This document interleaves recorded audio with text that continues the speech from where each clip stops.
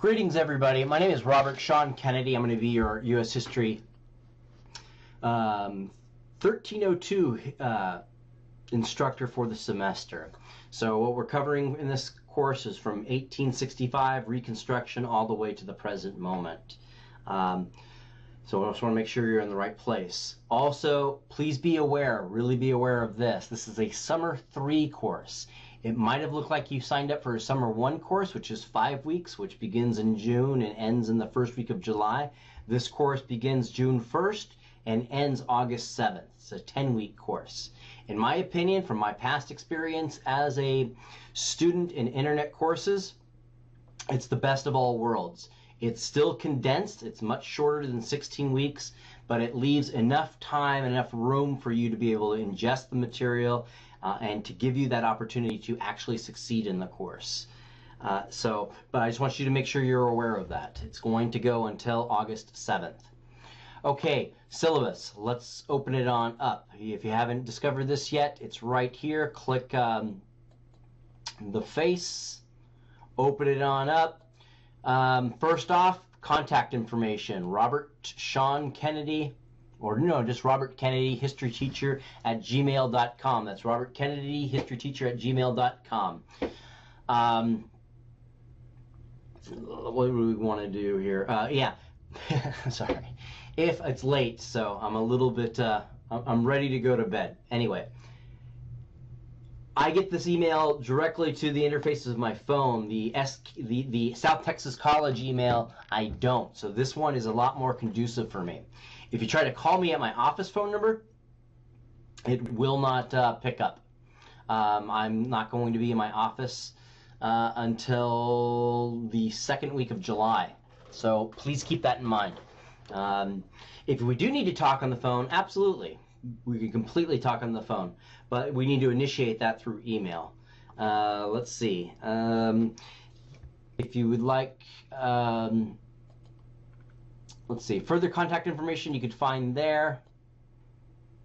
If this happens to happen to you, hold on a second, let me fix this. If that happens to happen to you where it redirects to a page that's obviously not functional, in the syllabus, you will notice various browsers here. What these are tutorials of how to clear what is called your cache, or to clear your cookies. So it's a pain. It also applies to applications that are directly related to Blackboard. It doesn't happen often, but that is something you want to be aware of in case that happens. So you have tools right here. I don't recommend using Internet Explorer. It has security issues, and it's not as seamless as these first three here. It's best, though, no matter what browsers you use, to at least have 2 on hand, if not more, but at least 2, because there are, I guess, too many contingencies, too many variables that interfere with different browsers, and it's impossible, I guess, for the browsers to keep up. Anyway. There's enough jargon there, but the heart of the matter is at least have 2 browsers on hand. Let's see. The other browser that you want to make sure that you have is Lockdown browser. So it's software. It's a different browser, and this is the browser you will use to take the exams. There's 3 exams. You don't have to use it to submit assignments. You don't need to use it to post on the discussion board. You don't need to use it to access content, but you do need to use it for Lockdown to take the exams. If you're unfamiliar with Lockdown browser, this is a 1-minute tutorial right here. It's referring to Moodle, but the same thing applies. There's no difference whatsoever to Blackboard. So take the minute to watch that. It's basically a way of locking out other windows, so you cannot well, copy and paste and put content in there. It encourages you to do your own work, basically. Okay, you can read through most of this yourself here. But what I want to make sure you understand is that, because this other stuff we'll cover in videos down below, but the mandatory orientation exam, after you're done watching all of the videos below, there is an exam available in the Start Here folder, which is located right here, right? Start here. So you want to click that. I don't have it uploaded. This is about a week before the semester starts. Well, actually, I gotta take it off edit mode. But what you'll see here, June 1st, review the syllabus. June 1st, have the study guide printed out. Let me bring that on up too. Click here. You got the study guide. Here's the questions, and I'm gonna have another video for this, so I'm not gonna go into detail, but there it is. And then the videos are located here. All right, and they scroll all the way down. There's a number of videos here. Okay, so going back to the syllabus. Once you're done, what's going to be located here, by June 3rd, you have to complete the orientation exam with a 100%. Right? You cannot get any answers wrong. You can take it as many times as you need to. I personally have to grade it. Okay? It is admittedly a pain in the butt. But again, as an internet student, the one thing that tripped me up was not only not being aware of the expectations, but assuming that I knew what the expectations were. But then when I went back to read it, it was clear to me after reviewing the instructions in the syllabus or in various assignments that I did not understand the expectations of the course as laid out by the professor. You want to make sure you understand those to the best of your ability. So what this exam is meant to do, it is meant to orient you so you are crystal clear, or at least can reference to a place that you have done this exam to what the expectations are. I've seen it again and again from other students, and I saw it with myself as a student as well in internet courses. So make sure you understand the expectations and take your time with these videos here.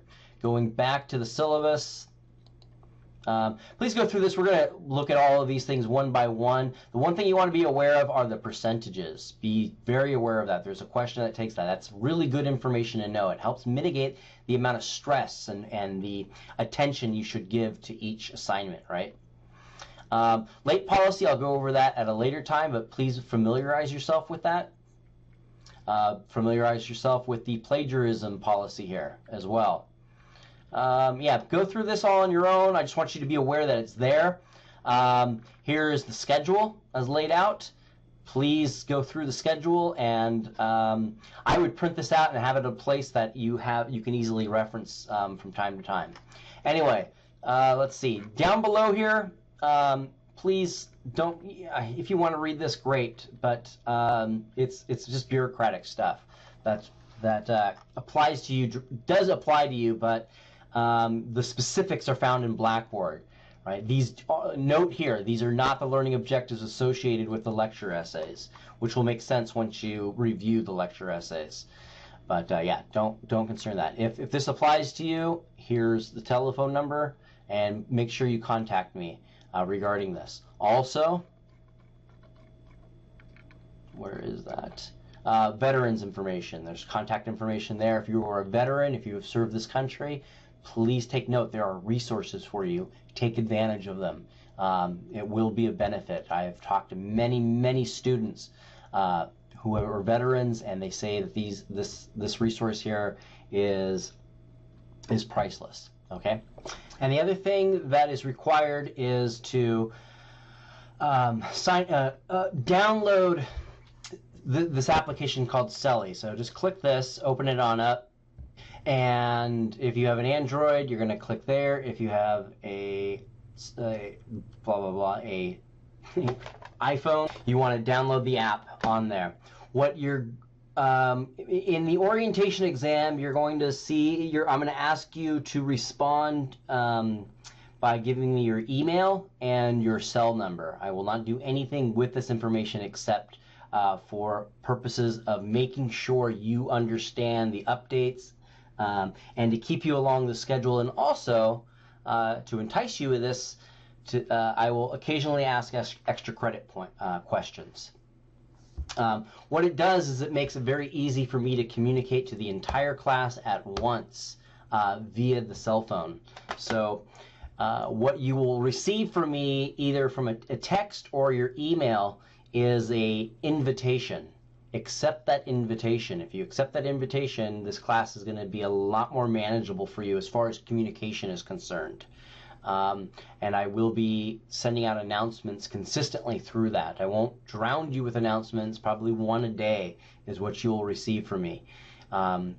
Communication is key in an internet course, primarily because you're not in a classroom where you can raise your hand and go, professor or teacher or hey you or sir, however you refer to your instructors, I don't understand, and we can't have a back and forth to get at what exactly it is. So the more communication you have with your instructors in an internet course, the better, because that is primarily the major disadvantage of an internet class. There's great advantages to it. It's conducive to whatever your schedule is, and so you can balance a little bit more easily family, work, and school. It's still a challenge. I've done it. I understand, but it's a little bit more easier because obviously you don't have to be at a certain place at a certain time,